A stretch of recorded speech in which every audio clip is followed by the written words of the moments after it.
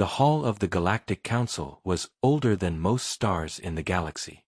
It was carved from black stone that glowed with silver light, a place where thousands of alien races had gathered for ages to decide the fate of worlds.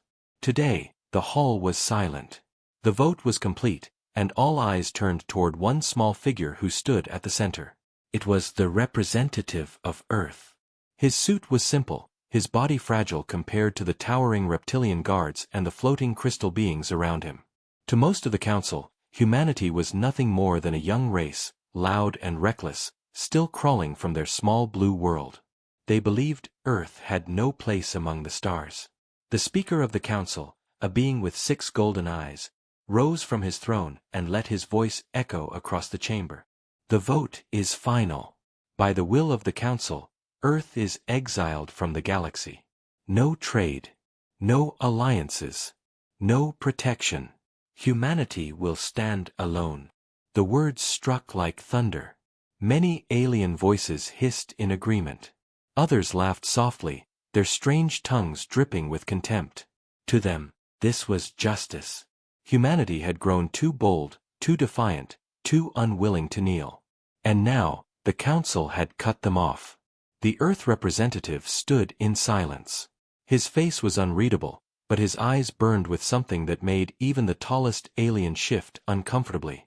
He did not beg. He did not weep. He did not fall to his knees as so many had expected. Instead, he raised his head and spoke in a calm, steady voice. So be it. Earth accepts your exile. But remember this. The stars are wide, and paths beyond your reach exist. You believe you have cast us out. Perhaps one day, you will learn what you have truly set free. The words hung in the air like a shadow. For a moment, the council chamber felt colder. A few alien delegates whispered nervously. Others scoffed and waved their hands, dismissing the humans' warning as empty pride. The Speaker of the Council slammed his staff against the stone floor. Enough. Take your human and send him back to his world. The matter is closed. The guards stepped forward, their weapons glowing faintly, but the human did not flinch. He walked with calm steps, his back straight, his eyes fixed forward. He left behind no sign of fear, only a silence that unsettled the chamber. As the council dispersed, laughter returned. Some races joked about how long Earth would survive alone. A year. A decade. No more. Without trade routes, without protection, without friends, they would starve and collapse. That, at least, was the belief. Yet not all agreed. Among the delegates, a few kept their silence. They had seen something in the humans' eyes. It was not fear. It was not despair. It was resolve. A quiet seed of dread began to grow in their minds. They wondered if the council had made a mistake. Back on Earth, the news spread like fire. Cities froze as broadcasts announced the exile. In homes, in streets, in military bases, people listened with shock and anger. The galaxy had judged them unworthy. The galaxy had cast them out like trash. For a time, silence gripped the planet. But then came whispers. Whispers of defiance. Humanity had always been told what it could not do. They had been told they could not fly. They built planes. They had been told they could not reach space. They built rockets. They had been told they could not survive outside their small world. And yet, they had walked the moon. Every time humanity had been denied, they had answered with defiance. And now the galaxy itself had denied them. Some feared that this was the end. Others began to see it as the beginning. In secret bases, doors opened. In laboratories deep underground, lights flickered on.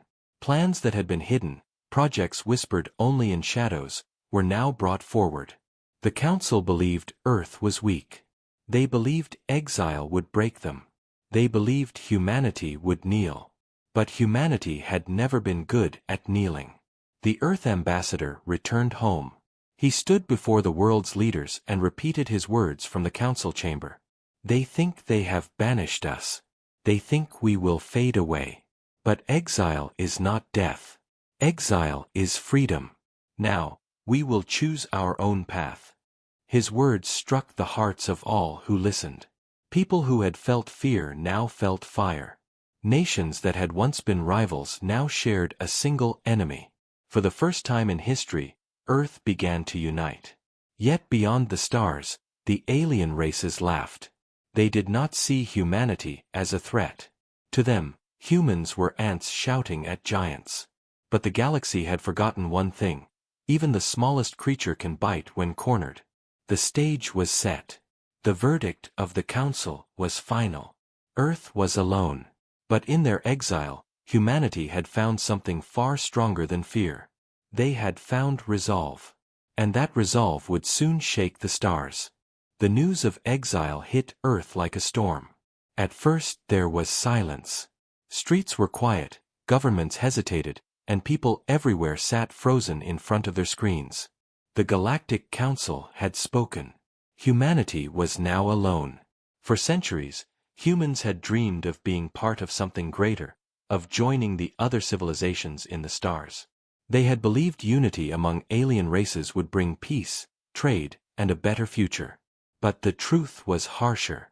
The Council had judged them dangerous, reckless, unwilling to bow. And so, they were cast out. On the very night the announcement spread, meetings were called in every capital. Presidents, prime ministers, generals, scientists, and leaders of nations spoke through secure channels. Some voices trembled with fear. Without trade we will collapse. Without protection, alien fleets will destroy us. We must go back. We must beg them for mercy. But others spoke with fire. We have never survived by begging. We have always survived by fighting, by building, by refusing to kneel. Why should now be different? The room was divided, but one truth cut through the argument: they had no choice. The Council would never forgive Earth. Even if humanity crawled on its knees, the other races would not welcome them back. The vote was not punishment. It was a warning. Stay small, or be destroyed. The human ambassador, the same man who had stood before the Council, now stood before Earth's leaders. His face was pale from exhaustion, but his voice was strong. They think exile is our end. They are wrong. Exile is freedom. No more rules. No more limits. The galaxy does not want us? Then we will build our own place in the galaxy. His words stirred something in the room. The fear in many hearts began to change into determination. They had been pushed into a corner, but humanity had always been most dangerous when cornered. In the weeks that followed, decisions were made quickly. Rivalries that had lasted centuries were forced aside. Old enemies shook hands. Nations agreed to share resources, technology, and information. The United Earth Defense Accord was formed, a council of humans not bound by borders but by survival. Humanity had one voice now, and that voice spoke of defiance. But words were not enough. Action was needed. Deep in the mountains, in bunkers hidden from alien eyes, secret projects came alive. For years, humans had studied alien technology, learning from scraps of wreckage, from whispered trades, from stolen data. Much of it had been forbidden by the Galactic Council. Faster drives, stronger weapons, energy shields, all banned from Earth. The Council had wanted humanity weak. But now the restrictions no longer mattered. Engineers, scientists, and soldiers worked day and night. Factories once used for planes and cars began producing starship parts.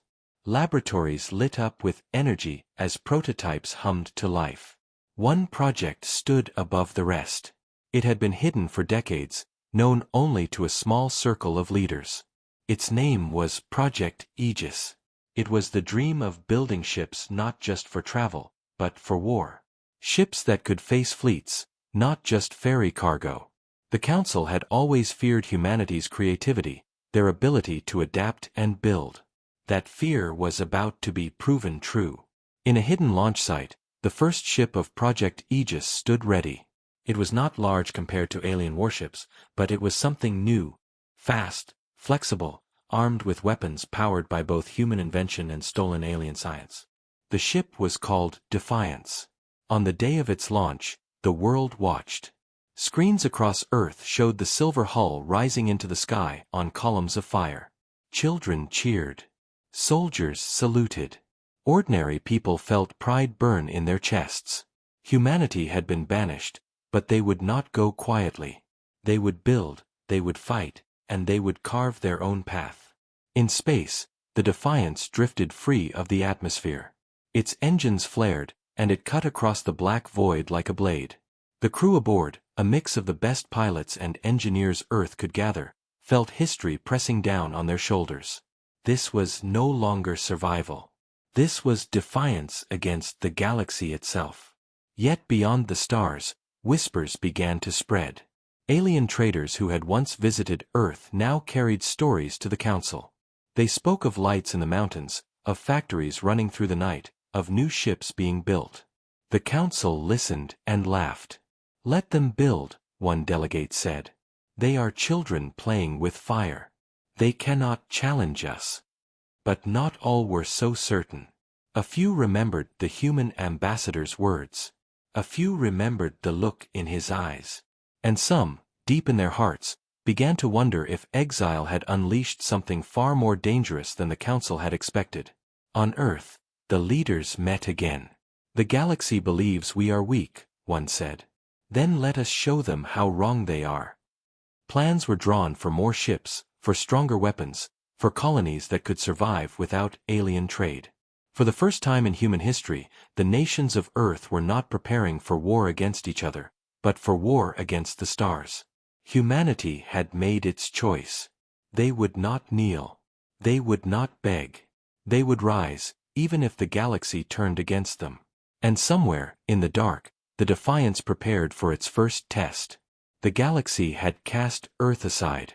But Earth was ready to answer. The galaxy did not stay silent for long. When the Council banished Earth, most alien races believed the matter was finished. To them, humanity was too small, too fragile, and too divided to survive exile. The great empires had seen countless young species rise and fall. Earth would be no different, or so they thought. But then came the whispers. At first they were only rumors carried by merchants and smugglers who dared to slip past the blockade around human space.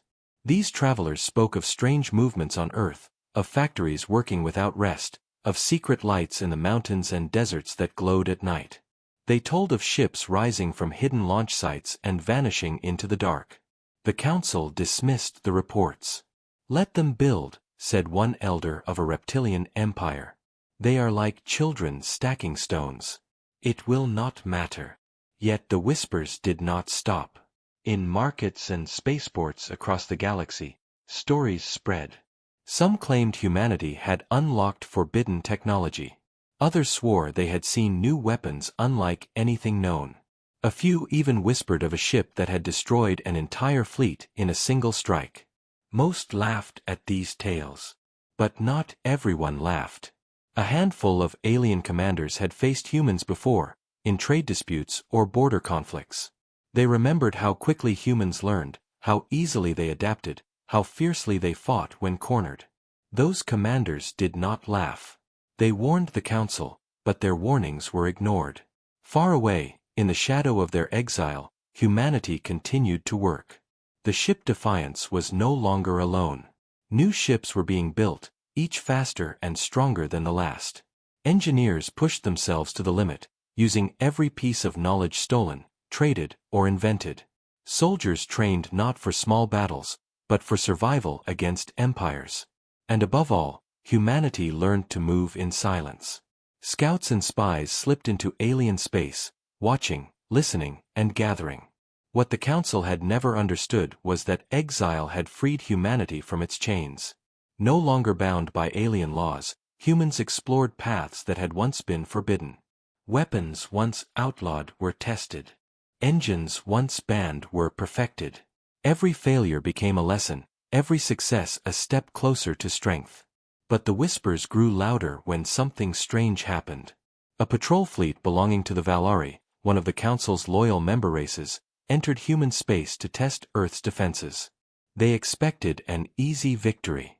Their fleet was large, with ships twice the size of anything Earth had built. Confident, they moved forward, broadcasting threats. The humans did not answer. At first, the Valari believed Earth was hiding in fear. They laughed and fired warning shots at human satellites. But then the Defiance arrived. The human warship was small compared to the Valari vessels, but it moved like nothing they had seen. Its engines cut across space with sudden bursts of speed, its weapons glowed with strange energy, and its crew fought with a precision that shocked the aliens. In a single strike, the Defiance pierced the shields of the Valari flagship. The battle was short, brutal, and final. The Valari fleet was destroyed. Only one ship survived long enough to flee. The survivor carried a story that spread faster than light. A human ship had crushed a powerful fleet. One ship against many. One world against an empire. When the council heard the report, they dismissed it as lies. Impossible, they said. Humans cannot build such weapons. Their world is too weak, their minds too slow. Yet deep down, a flicker of doubt began to grow. The whispers could no longer be ignored. Across the galaxy, alien eyes turned toward Earth. Some with anger, some with fear, and some with curiosity. Traders wanted to know how humans had achieved such power. Spies wanted to steal their secrets. Empires wanted to crush them before they could rise. But humanity had already chosen its path. They did not broadcast their victories. They did not boast to the stars. They worked in silence, preparing for the storm they knew was coming. On Earth, leaders gathered once more. Reports of the Valari fleet's destruction filled the room. Some feared the council would now send a larger force. Others saw the victory as proof. Humanity could fight. Humanity could win. The ambassador who had stood before the council spoke again. His words carried across the chamber, across the world, across the hearts of all who listened. They wanted us silent. They wanted us weak.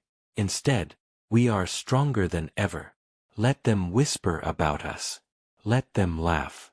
Let them fear. The galaxy has not seen the full measure of humanity. But it will. Beyond the stars, alien fleets prepared. The council debated whether to crush Earth before it grew too bold. Yet even as they argued, the whispers spread. In every corner of the galaxy, one truth began to take root. Humanity was no longer a young race to be ignored. They were a storm waiting to break. And when it came, no one knew who would survive. The destruction of the Valari fleet did not stay hidden for long. News spread across the stars, twisting with every telling. Some said the humans had built a weapon that tore ships apart with a single shot. Others claimed Earth had allies in secret, ancient powers guiding them from the shadows. Whatever the truth, one fact remained: a human ship had defeated an entire alien fleet. That truth shook the council. For generations they had believed humans were reckless children. Now those same children had bloodied the nose of a council member. The council chamber filled with voices. Delegates shouted, demanding punishment. Earth must be crushed before they rise any further, one cried. They are dangerous. They must be erased. But others urged caution. The Valari may have been careless. Perhaps it was luck. Let us watch longer. The council argued for days, but fear had already taken root. They could not allow a young race to stand against them.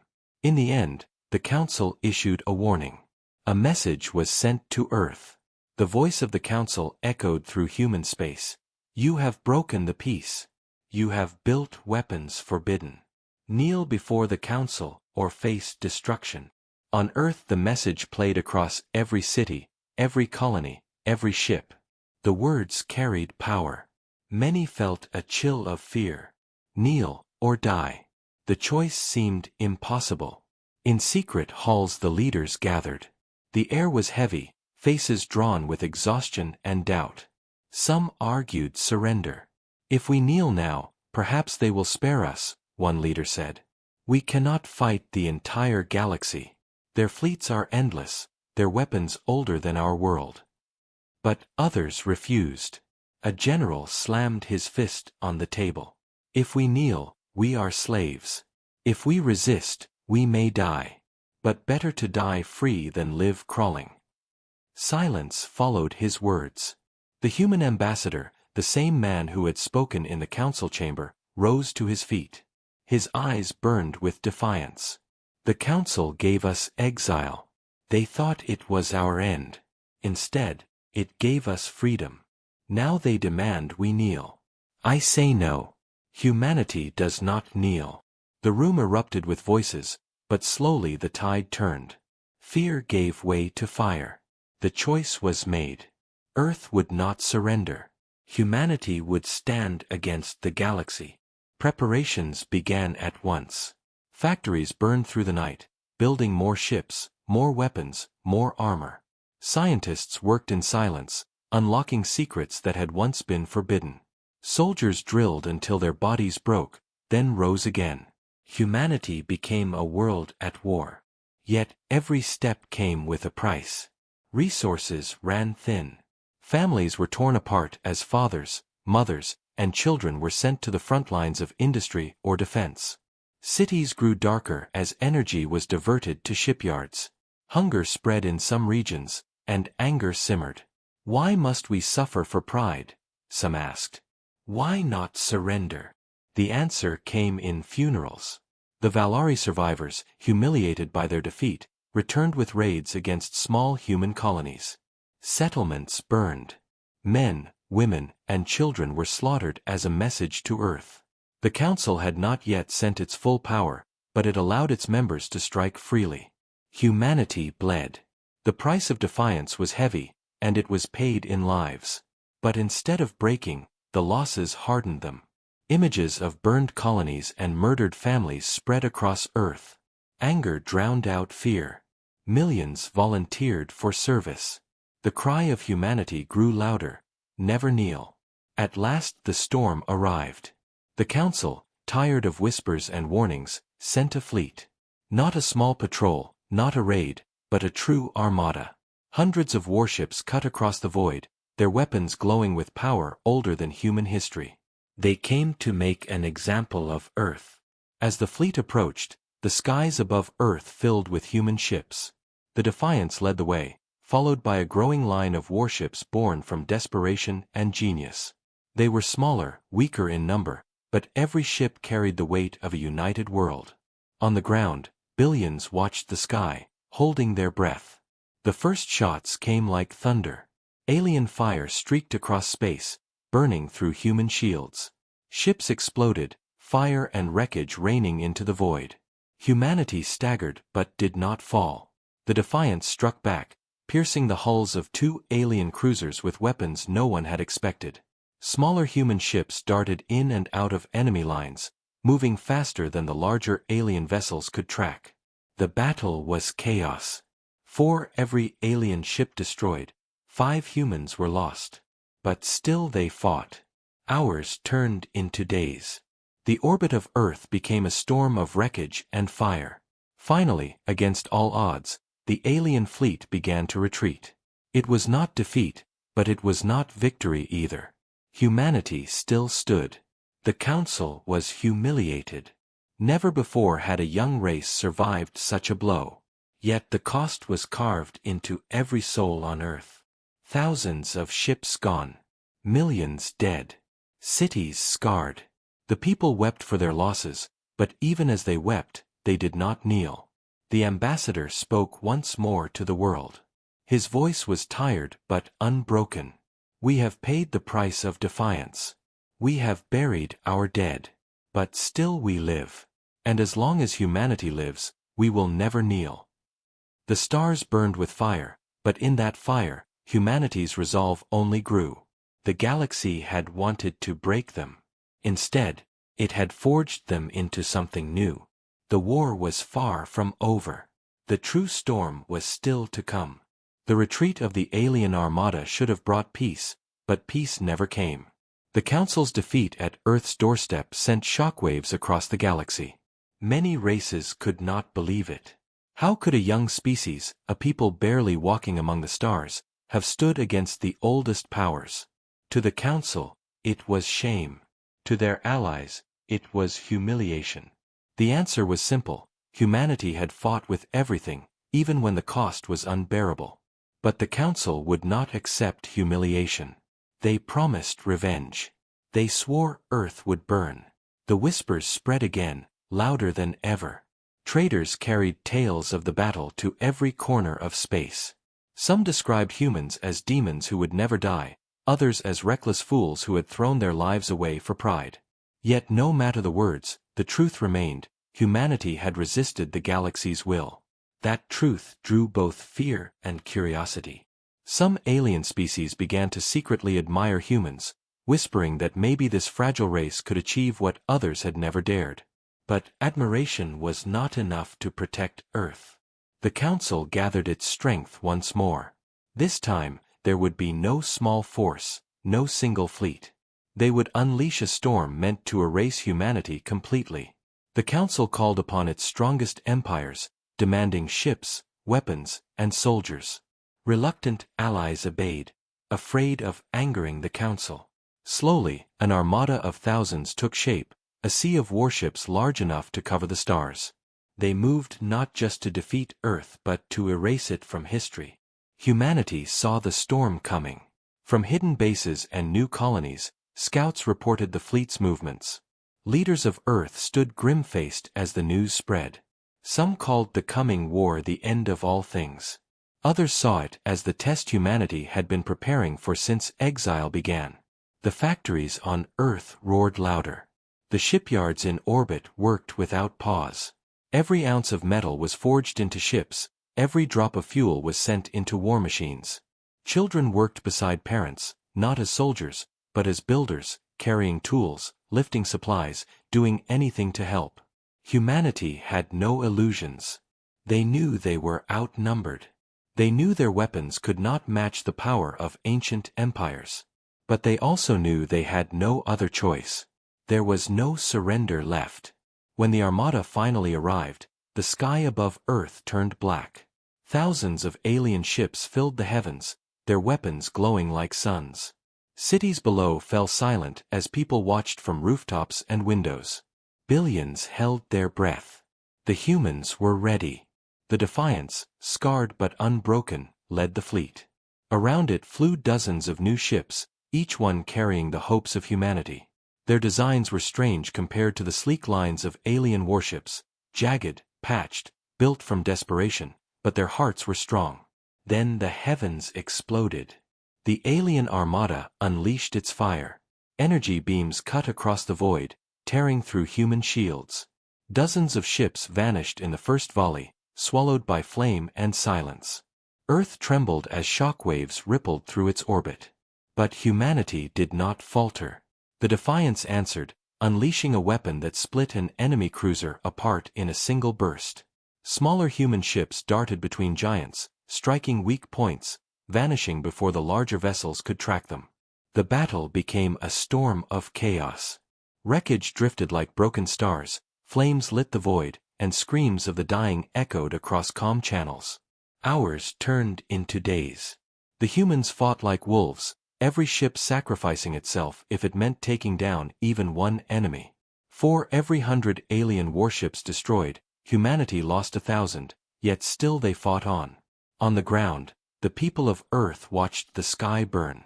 Fire rained across the heavens, streaks of light marking death and defiance. Children asked their parents if the stars were falling. The parents could only whisper the truth.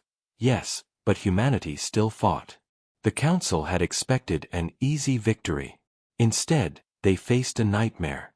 Human ships would not stop. Even when broken, even when burning, they struck back. One small frigate rammed into an enemy battleship, its final act destroying a vessel 10 times its size. Another crippled warship, with half its crew gone, still launched its weapons until it was consumed in flame. Humanity's fury shook the heavens. Yet the cost was unbearable. Millions died. Cities wept. Families watched their loved ones vanish into the void. Earth itself trembled under the weight of the storm. The price of resistance was carved into its soil and sky. But still, humanity did not kneel. At last, the impossible happened. The Council fleet began to retreat. Not because they had been fully defeated, but because they could no longer bear the losses. They had expected to crush Earth in hours. Instead, they had bled for days. They had lost too many, spent too much. Retreat was the only option left. The surviving human fleet, barely holding together, did not pursue. They drifted above Earth like wounded lions, their hulls scarred, their crews broken, but their spirits unbroken. On the ground, billions cheered through tears. The sky was quiet again, but the cost was written in blood and ash. Humanity had survived the fire in the heavens. The Council had failed to erase them. But the war was not over. The ambassador of Earth stood before the world once more, his face weary, his voice steady. They came to burn us. They came to erase us. But still we stand. Let the galaxy know this. Humanity does not kneel. Humanity endures. And if they come again, we will fight again. His words carried across Earth, across space, across the whispers of the galaxy. The fire in the heavens had not destroyed humanity. It had forged them into something the galaxy could no longer ignore. The fires above Earth faded, but the scars remained. The Council's great armada had retreated, leaving behind a sky filled with wreckage and silence. Human ships drifted like broken bones, their hulls torn and burning, their crews bloodied but alive. On the ground, billions celebrated survival, but the cheers were mixed with grief. Too many lives had been lost, too many cities scarred. Humanity had survived the storm, but survival alone was not enough. The Council would come again. Everyone knew it. In the halls of leadership, Earth's commanders gathered once more. The room was heavy with the weight of sacrifice. Screens displayed the losses, thousands of ships gone, millions dead. Yet no one suggested surrender. That word had vanished from human tongues. Instead, the question was simple: what now? The ambassador, his voice rough from endless speeches, rose to answer. We have seen their power, but they have also seen ours. They thought we would break. Instead, we endured. If we wait, they will come again with greater force.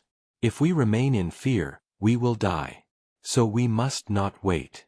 We must move forward.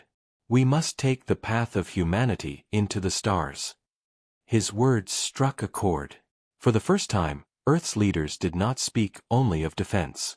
They spoke of expansion, of striking beyond their world, of building not just to survive but to grow. Humanity had been forced into unity by exile and war. Now that unity gave them strength no alien could imagine. The United Earth Defense Accord transformed. It was no longer just an alliance for survival. It became the foundation of something larger, an empire of humanity, forged from desperation and defiance. Shipyards expanded beyond Earth. New stations were built in orbit around the Moon and Mars. Colonies once small and fragile became fortresses armed with weapons to rival entire fleets. Scientists, driven by the need to stay alive, unlocked discoveries at impossible speed. Energy shields were strengthened, engines grew faster, weapons hit harder. Humans learned not just from themselves, but from every scrap of alien technology they had ever touched. They took what was forbidden and made it their own. While the Council had thousands of years of tradition, humanity had something more dangerous: creativity without limits. Word of humanity's growth spread quickly. Smugglers who slipped past blockades carried tales of new human fleets rising like storms. Traders whispered that Earth was no longer a single world, but the heart of something greater. Even some alien races under the Council's rule began to wonder if humanity's path might be one worth following. But admiration turned to fear when humanity began to strike back. No longer waiting for raids, human fleets launched missions into enemy space. Small colonies of Council members suddenly found themselves under attack. Patrol ships vanished in the dark, ambushed by human warships that struck and disappeared. The Council was enraged. To them, humanity was still nothing more than exiles. Yet those exiles were now burning their borders. Every attack carried a message: humanity would no longer wait to be hunted. They were hunters now. The price of this path was heavy. Earth poured every resource into war. Families lived with rations, factories never slept, and young men and women were sent into service before they could dream of normal lives. But no one complained. Every sacrifice was fuel for survival, every hardship a step toward freedom. Humanity had chosen its path, and there was no turning back. In the council chamber, fear and anger grew. Delegates shouted over one another, demanding stronger action. Exile was a mistake, one declared. We should have destroyed them when we had the chance. Another hissed, if we strike again, we may lose more than before. These humans grow too fast. Every time we fight them, they return stronger. The council could not agree. Some wanted war, others wanted patience, but all felt the same unease. Humanity was no longer a small problem. They were becoming a force that could not be ignored. Meanwhile on Earth, the ambassador addressed his people once more. His voice was firm, his message clear. We did not choose exile. It was forced upon us. But we choose what comes next. We choose to rise. We choose to build. We choose to make a place in the stars where no council can command us. This is the path of humanity. It will not be easy. It will not be without pain. But it is ours, and no one will take it from us. His words spread across every screen, every colony, every ship. The people cheered, not with joy, but with resolve. They knew the road ahead would be filled with battles. They knew the council would never stop. But they also knew they would never kneel. And somewhere in the dark void, beyond the borders of Earth's growing power, the council's capital world shone like a jewel among the stars. It was a symbol of their control, a reminder of their rule. And now, for the first time, humanity began to speak of it. Not in whispers of fear, but in plans of fire. Humanity's path was clear. The exile was over. The age of defiance had begun. The galaxy had watched in silence as humanity grew. From the moment of exile, most races believed Earth would fade away. But exile had not broken them. It had hardened them, sharpened them, forged them into something new. Every battle lost, every life taken, every scar carved into their world became fuel for their rise. Now the whispers spoke no longer of humans as weak children. They spoke of them as wolves among sheep, a fire that would not die. The council could no longer ignore the storm they had unleashed. Their fleets had bled, their borders were harassed, their pride shattered. And now humanity's gaze had turned toward the greatest prize of all, the council's capital world. For centuries the capital had stood untouchable, a shining jewel in the heart of the galaxy. Its towers pierced the skies, its shields had never been breached, and its fleets had never failed to protect it. The council believed it would remain safe forever. But then, one day, alarms filled its skies. Human ships had arrived. Not a few scouts, not a single frigate, but a fleet. They were not as many as the council's great armadas, but they carried something greater than numbers. They carried the fury of a race that refused to kneel. The Defiance, scarred from battles yet still alive, led the charge. Behind it came wave after wave of ships built in secret, forged in silence, powered by the unity of a species with nothing left to lose. The council chamber shook with panic. Delegates shouted over each other. It is impossible. How did they come here? Destroy them at once. They cannot breach the capital's defenses. But even as they argued, the battle began. The sky above the capital world turned into a storm of fire. Human ships struck with precision, moving faster than the massive fleets guarding the capital. Alien warships fell, one after another, to weapons the council had forbidden humanity to build. Every explosion echoed across the stars like a warning: humanity had come for justice. On the ground, the people of the capital looked up in terror. They had never known war in their skies. Now the heavens burned. The council called for surrender, demanding the humans retreat, promising mercy if they obeyed. But no reply came. Humanity's ambassador, the same man who had stood alone during the day of exile, appeared once more. His face filled every screen across the galaxy. His voice was calm, but each word carried the weight of thunder. Once you cast us out. Once you demanded we kneel. We did not kneel. You sent fleets to burn our world. Still, we did not kneel. Now we stand before your gates, not as slaves, not as children, but as equals. Hear me, Council. Humanity does not kneel. Not today. Not ever. His words spread like fire. Across the galaxy, races under the Council's rule listened in silence. Some whispered in awe, others in fear. A few, oppressed for generations, felt hope spark in their hearts. The Council, enraged, unleashed every weapon it had. Massive warships descended upon the human fleet. The battle grew fiercer than any before. Human ships burned, crews sacrificed themselves, yet still they pressed forward. The Defiance led a final strike, driving deep into the heart of the capital's defenses.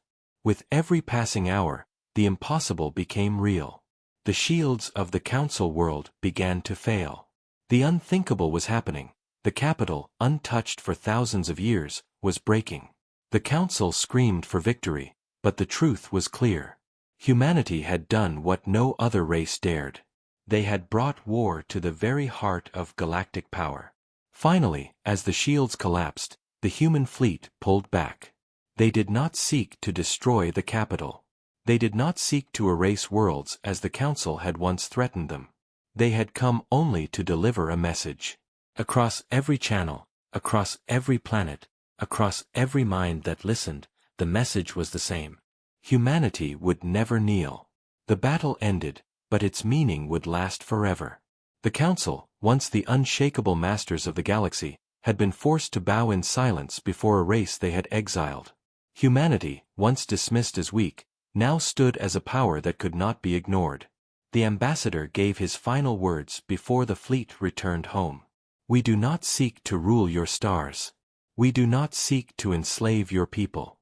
We seek only what is ours, to walk among the stars free. Remember this day. Remember what humanity is. For we will never kneel.